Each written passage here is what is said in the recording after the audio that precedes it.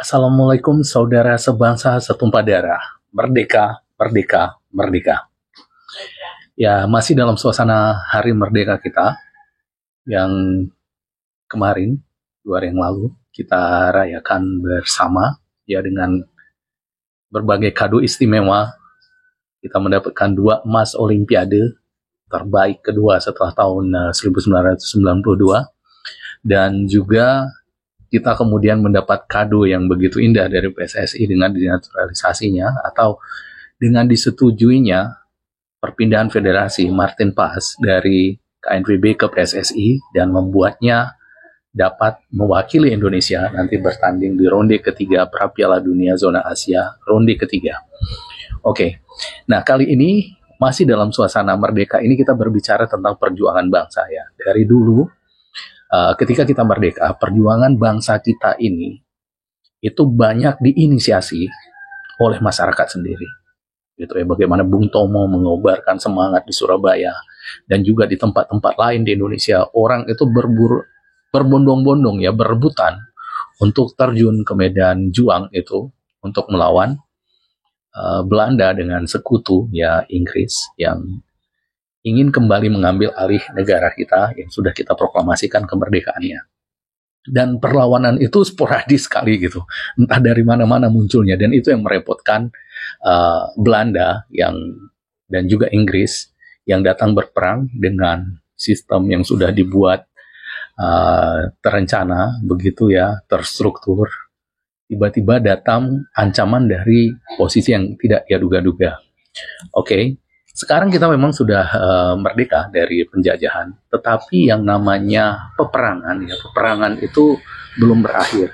Kita tetap berebut pengaruh dan berperang opini, saling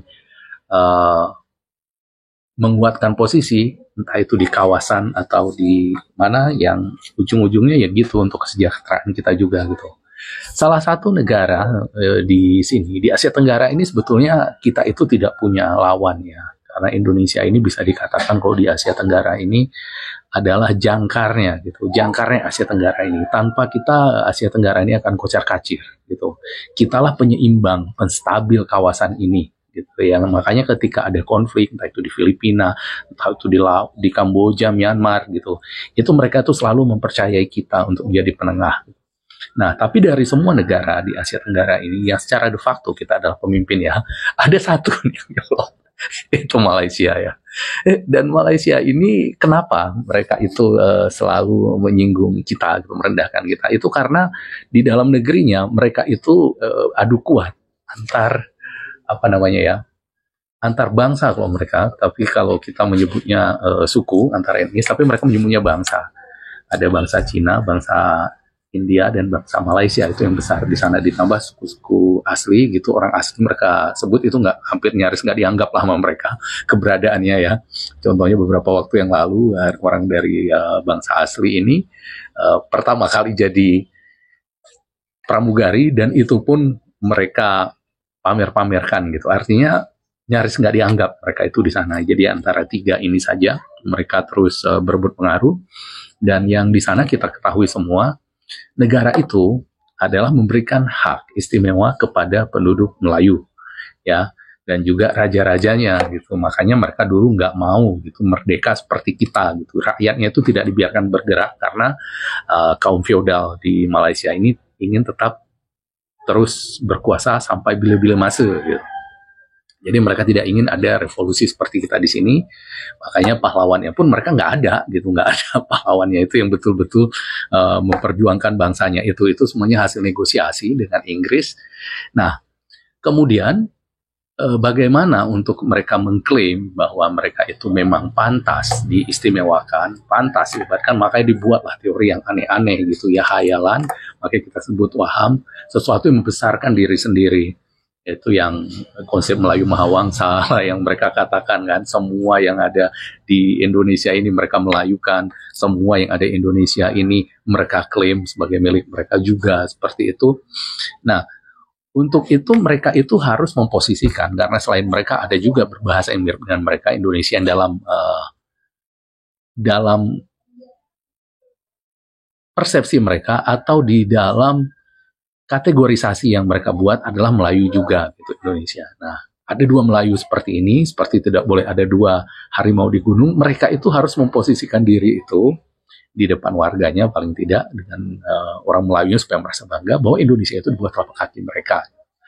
Dan memang benar beberapa waktu yang lalu ketika kita sangat susah, ketika kita harus berjuang dari nol sejak kemerdekaan kita, sementara mereka itu sudah di atas duluan, dibantu Inggris, disupport dari segala lini untuk bisa maju secara ekonomi, kita sempat tertinggal jauh dengan mereka. Ya, dan waktu itu karena mereka memang membutuhkan tenaga kerja dan juga jumlah penduduk yang mulai didekati oleh orang Cina dan Malaysia, mereka mengambil orang-orang Indonesia, dan orang-orang Indonesia itu kemudian menjadi warga negara Malaysia, beranak pinak di sana dan menjadi sombong merupakan akarnya. Nah, mereka itu yang sekarang itu menghina kita gitu. Nah, jadi mereka itu harus tetap memposisikan diri itu sebagai ras yang lebih unggul ya, terutama Melayu seperti kita. Nah, kemudian saat ini Indonesia mulai mengejar dari berbagai lini. Ekonomi sekarang ini kita masih tertinggal, tetapi tidak lagi sejauh dulu gapnya. Dan di beberapa bagian, artinya di beberapa bidang, misalnya olahraga, mereka sudah tertinggal dengan kita. Sepak bola, yang dulu kita diinjak-injak sama Malaysia, selalu di posisi apapun kita selalu kalah, sekarang ini mereka sudah tertinggal jauh. Dan itu membuat mereka itu goyang ya, artinya mulai meragukan keunggulan mereka sebagai ras Melayu terkuat di bumi. Gitu. Maka tidak heran kalau kemudian bahasa Indonesia juga bagaimana kita pengaruh kita di dunia, dan di Asia Tenggara ini kita adalah negara yang pengaruh secara geopolitik, pengaruh kita itu paling kuat di Asia Tenggara ini. Dan mereka itu kan nggak bisa terima warga-warganya itu. Jadi begitulah mulai mereka ini membuat berbagai cara ya perang opini, apakah juga mendukung pemberontakan-pemberontakan yang ada di Indonesia secara diam-diam tentunya, karena sebagai sebuah institusi negara mereka nggak akan bisa kan, nggak berani, pasti akan diserang Indonesia. Indonesia punya alasan menyerang mereka. Jadi secara diam-diam mereka itu entah melalui lembaga sosial kemasyarakatan LSM gitu, atau juga lembaga swadaya masyarakat, entahkah itu melalui akademis gitu, itu mereka menggerogoti Indonesia ya. Misalnya yang kita sudah tahu bersama sebelumnya, mereka menafikan adanya bahasa Indonesia, mereka mengklaim bahwa bahasa Melayu itu dituturkan 300 juta orang itu tanpa bekerja, mereka semua kerja-kerja Indonesia itu yang mereka klaim gitu. Dan satu lagi yang paling penting, mereka itu harus kekal membuat kepada masyarakatnya itu bahwa Indonesia itu inferior terhadap mereka, Indonesia itu di bawah telapak kaki mereka. Nah, selain itu, makanya selain mereka memunculkan teori yang aneh-aneh oleh profesor-profesornya yang menjadi tertawaan dunia dan menjadi bahan olok-olok kita, mereka juga begitu muncul perkembangan baru dengan dunia maya seperti sekarang ini, ya tentu saja mereka main di sana gitu ya. Caranya gimana? Itu kalau di dunia maya ini kan nggak mungkin ya orang Indonesia yang pintar-pintar itu mau mereka bayar ke membodoh-bodohkan diri gitu. Memang kalau di Indonesia ada juga yang seperti itu, politisi-politisi atau ekonom atau pengusaha yang jago-jago itu tiba-tiba menjadi bodoh karena politik. Tapi untuk luar negeri sebetulnya sepertinya belum ada yang sampai sanggup gitu untuk merendahkan diri sampai membela Malaysia seperti itu. Nah, jadi dapatnya mereka itu yang dibayar itu adalah TKI yang nggak ada wawasan gitu ya. Jadi mereka itu yang dimajukan untuk menyerang Indonesia gitu. Memang nggak bisa dibuktikan gitu kata mereka ya, tapi mudah sekali kita lihat dari TKI ini ya, yang gaptek nggak ngerti apa-apa. Saya tahu karena ada beberapa yang pernah saya ajak berdebat gitu di Facebook, di YouTube saya, cuma hanya untuk menunjukkan sebenarnya inilah kapasitas mereka gitu. Dan nggak berkutik ketika nggak ada yang mendiktekan gitu. Nah, menariknya orang-orang ini, apa yang dia tulis itu seperti diorkestrasi gitu ya. Contohnya di situ nanti ada Ikiweo, ada Romlia Pratama, ada Sari Tingting, ada Borunaga, kemudian ada Toha, ada Zainal Story, sekarang Am gitu. Itu tema mereka itu seperti ada yang mengarahkan nanti bahas tema ini gitu. Semuanya menyerang ke sana, nanti jadi logaritmanya internet ini mengarahkan ke situ gitu. Nah juga template-templatenya itu mirip-mirip. Nah, dan saya tahu orang model IQWeb itu nggak akan mungkin mampu bikin editing seperti itu sendiri. Nah, kalau saya kan kelihatan itu, saya buat sendiri. Ini saya adalah polanya gitu, ada kelihatan kalau yang saya buat itu seperti ini kira-kira template-nya, template YouTube saya itu saya buat sendiri. Kalau si Romlia Pratama, IQWeb dia nggak akan mampu buat seperti itu. Dan ini dia buat jauh lebih bagus dari punya saya, ya rapi sekali gitu. Di konsep bagaimana ekspresinya di video itu, bagaimana ini. Dan itu butuh waktu. Nah, ini saya tunjukkan kemarin bagaimana penghasilan YouTube itu nggak mungkin bisa menutupi itu. Nah, kalau saya pun ini di YouTube ini, ya penghasilannya itu ya sekedar untuk beli kuota gitu, cukup lah untuk hidup, ya nggak mungkin gitu. Lihat sendiri nih penghasilan segini, siapa yang bisa hidup di Indonesia dengan penghasilan segitu. Cuman ini kan asik ya, asik maksudnya kita membela bangsa kita, kita membuat kontramanarasi melawan Malaysia, dapatlah uang dikit-dikit gitu. Saya bisa beli peralatan ini, saya bisa beli kamera ini dengan itu, dan juga paling nggak kuota itu per bulan udah nggak mikir lagi, udah cukup lah dari YouTube. Nah, jadi mereka itu Malaysia ini memang jago sekali menipu diri sendiri ya. Jadi seolah-olah karena ada TKI seperti itu, jantung pisang, sekarang ini jantung pisang yang paling kocak saya. Itu dia udah merasa orang Malaysia bisa mengatur-ngatur orang lain. Waktu itu dia bilang Indonesia itu bodohnya katanya. Nih komen, bodohnya. Jenis manusia asal komen. Banyak aku tengok komen-komen seperti ini ya, yang berkomen Malaysia mohon guru dari Indonesia. Bodoh ya. Malaysia nih mohon guru dari Indonesia untuk mendidik rakyat Malaysia, tapi mendidik anak-anak tenaga kerja Indonesia yang berada dalam Malaysia nih ya. Bukan mengajar orang-orang Malaysia nih ya. Kurikulum pendidikan Indonesia dengan Malaysia pun udah berbeda ya. Dari ejaan pun udah berbeda. Ini A tuh E ya. Di sini ejaan dia English, kita Belanda. Mana sama. Jadi kalau nak berkomen tuh pelajari dulu, teliti dulu asal usul dia. Jangan asal komen buat malu ya. Jadi kita lihat tuh ya. Jadi kalau berkomen tuh kena pelajari dulu katanya kan. Cara ejaannya sudah berbeda. Mereka ejanya Inggris, kita itu Belanda katanya. Ya kan. Kita lihat perlu percaya diri sekali kan. Itu yang dia bilang. Dia suruh yang berkomentar ini belajar, buat malu saja katanya. Tapi sebenarnya siapa yang buat malu? Ya, nggak usah kita yang jawab lah untuk apa yang dia katakan ini. Tapi kita dengarkan pernyataan dari Perdana Menteri Malaysia sendiri, Anwar Ibrahim. Apakah sesuai dengan yang dia katakan? Mari kita dengar.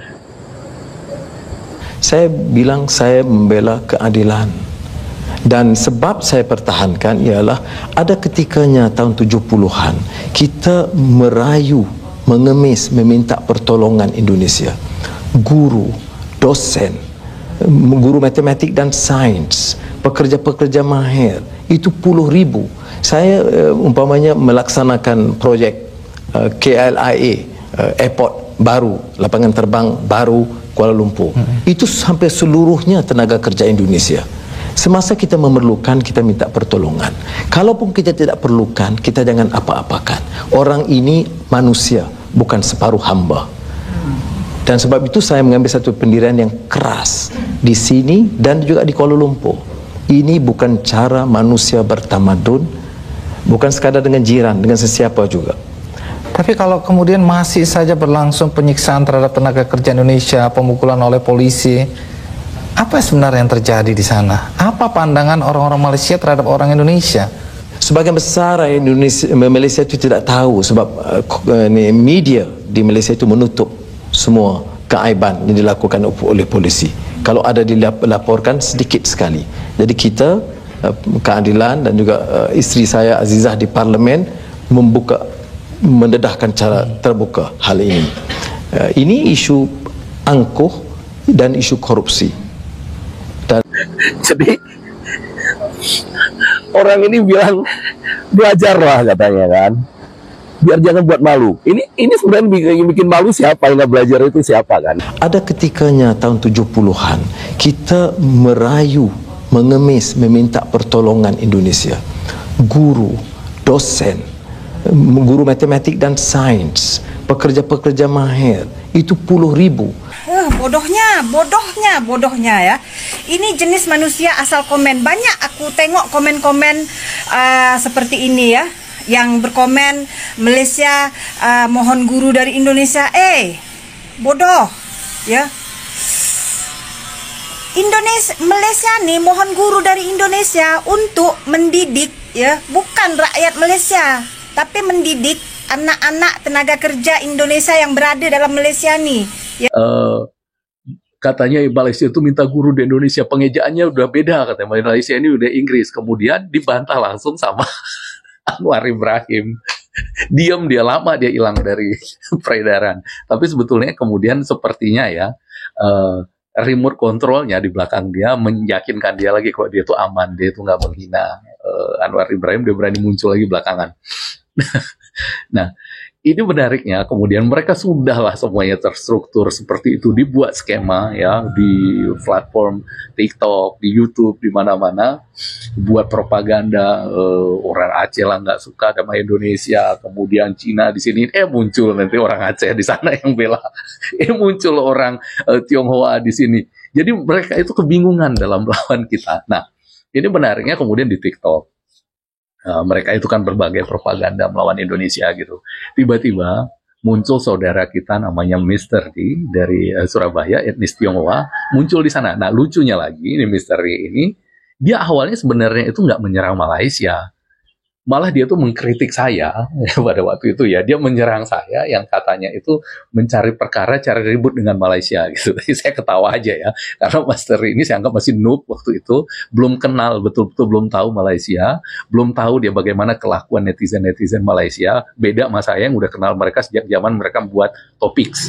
Ya, Topics yang kemudian melahirkan Kaskus gitu. Itu isinya memang caci maki Indonesia gitu. Jadi saya ketawa aja. Jadi saya balas dengan satu video One Dimensional Man. Nah, ketika kita seorang one-dimensional man yang hanya berfokus kepada diri kita sendiri dalam menilai sesuatu di dunia, spektrum yang luas di luarnya itu kita tidak lihat lagi. Ya, misalnya seperti ini, ya, kita contohkan. Ketika Misteri mengatakan, saya itu lebih suka tidak mencari musuh, satu musuh kebanyakan. Nah, kalau itu, mungkin dianggap itu adalah kebenaran universal, seperti itu. Ya. Padahal kalau kita berpikir lebih jauh, itu kita bisa melihat itu adalah yang namanya kalau dalam antropologi kita lihat itu adalah sebetulnya bentuk dari nilai-nilai yang dianut oleh Misteri dan di lingkungannya dan mungkin pola pendidikan di keluarganya, gitu ya. Mungkin mereka itu memang dididik bahwa cara bertahan hidupnya seperti itu, mekanisme pertahanan dirinya seperti itu, jangan mencari musuh. Jangan mencari musuh, dan itu kan selamat, dan terbukti dia sampai sekarang mungkin sukses dengan itu, selamat, tidak banyak musuh, dan seperti itulah hidup, dan itu dianggap sebagai kebenaran. Lagi-lagi ilusi kebenaran, seperti cerita tadi. Nah, itu akan berbeda dengan orang yang tinggal misalnya seperti kami di Aceh. 5 generasi sampai ke saya itu hidup dalam suasana perang. Ya, jadi kami sampai mempengaruhi pola kami, cara kami makan gitu. Makan di tempat kami itu yang namanya pola presiden, makan itu harus cepat.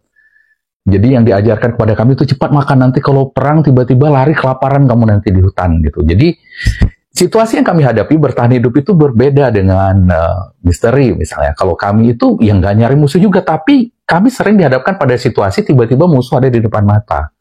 Kalau mentalitas yang kami kembangkan dalam mekanisme pertahanan diri seperti Misteri itu nggak akan selamat, nggak akan survive gitu. Karena ketika hadapan musuh ya harus dilawan, mau nggak mau. Kita nggak nyari. Tapi kita datang, ya harus dilawan. Kita nggak punya pilihan untuk bertahan hidup. Jadi nilai dan kebenaran itu berbeda. Apakah itu ya cara hidup seperti saya itu yang benar? Ya enggak juga. Ada banyak dimensi yang lain gitu. Itu menyerang Misteri. Tapi saya memang nggak menyerang dia secara frontal pada waktu itu karena saya tahu waktu itu Misteri ini dia cinta Indonesia, tapi dia hanya naif saja, dia nggak tahu seperti apa Malaysia, dan betul berapa waktu kemudian dia jadi musuh nomor 1 Indonesia. Nah, ketika jadi musuh nomor 1 ini, ciri khasnya orang Malaysia ini, mereka itu pengecut, bacul kalau bahasa mereka ya. Mereka tidak berani melawan kita itu, melawan narasi kita itu dengan menampilkan wajah sendiri. Jadi contohnya kalaupun mereka muncul itu dia nggak menampilkan wajah seperti Yakob Nostalgia itu, dan isi videonya itu itu maki-maki menampilkan apa namanya ya, kelakuan khas Malaysia atau adab dan moralitas khas Malaysia itu yang dia tampilkan, memaki-maki ya produk hasil pendidikan mereka seperti itu. Nah, tapi nggak berani menampilkan wajah. Ya, satu-satunya sejauh ini yang saya pikir orang Malaysia itu yang betul-betul berani punya nyali itu cuma Papa Rock gitu. Tapi Papa Rock pun nggak tahu entah apa masalah di negaranya. Sekarang ini jatuhnya jadi pengemis online gitu. Jadi dia muncul di video di YouTube itu bikin live sambil mengemis. Minta ini ada akun ada akun banknya. Ada akun banknya di situ, dia sambil ya, tolong ini ke sini gitu. Jadi sampai segitunya dia nyari makan akhirnya. Dan di sini benarnya misteri ini dia cukup satu orang ya, muncul satu orang, habis kelonjotan itu boneka-bonekanya Malaysia ini. Mulai dari Iki Weo saya lihat, kemudian Zainal Story, Sari Ting Ting, kemudian yang lain-lain itu seragam. Mereka tuh menyerang misteri. Dan seperti biasa misterinya, orang Malaysia ini kan menipu diri sendiri gitu ya. Apa di dalam bayangan kepalanya itu dia pikir itulah realitasnya gitu. Jadi dia katakan misterinya yang koyak. Padahal mereka yang blingsatan ya. Mereka itu yang udah kayak semut kita taruh di penggorengan panas gitu. Tapi mereka bilang misterinya yang koyak. Itu Malaysiawi sekali ya. Malaysiawi sekali yang menipu diri sendiri ketika dia udah babak belur, tetapi dia bilang orang lain yang koyak. Sama kayak kita waktu ya itu yang saya bahas di Kanal Bola. Ketika mereka itu nggak lolos ke ronde ketiga, mereka katakan mereka lah tim terbaik di ASEAN. Ketika kalah di U19, mereka itu pencetak gol terbanyak. Jadi mereka itu kalau ada lomba untuk menipu diri sendiri, mereka itu juara gitu. Sayangnya di Olimpiade nggak ada lomba seperti itu. Kalau ada lomba seperti itu, mereka itu pasti ngeborong medali emasnya. Nah, jadi kembali seperti cerita tadi, sekarang ini mereka rame-rame menyerang misteri gitu ya. Jadi dalam ininya orang Malaysia ini, seolah-olah mereka gambarkan orang mereka sendiri, orang Indonesia itu nggak suka sama misteri gitu kan. Orang Indonesia mana itu diwakili oleh Iki Weo, Romlia Pratama, Sari Ting Ting, Zainal Story, pokoknya analisanya tuh tumpul semua yang cocok untuk orang Malaysia yang memang nggak pernah menggunakan otaknya itu untuk menganalisa ya, berpikir ya. Jadi cocok mereka itu di sana. Kemudian semuanya itu seragam menyerang misteri. Kita lihat nih template-templatenya ya, dan isinya juga begitu. Nah, kemarin saya mendapatkan kiriman dari salah seorang teman, Bang, tonton Bang, katanya video waktu misteri live. Jadi misteri live ini dengan orang Malaysia, itu saya teringat waktu saya masih live di TikTok juga. Waktu itu saya nggak tahu ya, saya pikir TikTok ini seperti YouTube. Kalau kita buat di sana itu live itu akan tersambung sendirinya gitu. Jadi maksudnya langsung juga diputarkan oleh TikTok secara otomatis. Ternyata enggak, udah hilang gitu aja, udah nggak pernah lagi saya live. Dan memang live TikTok ini nggak ada gunanya ya, nggak bisa juga menemukan solusi kalau menurut saya sih ya.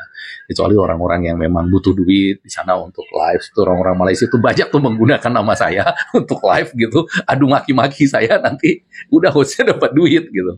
Jadi keberadaan saya sebenarnya juga menjadi berkah ya untuk orang Malaysia, paling nggak bisa beli singkong lah dari situ, dari jual nama saya.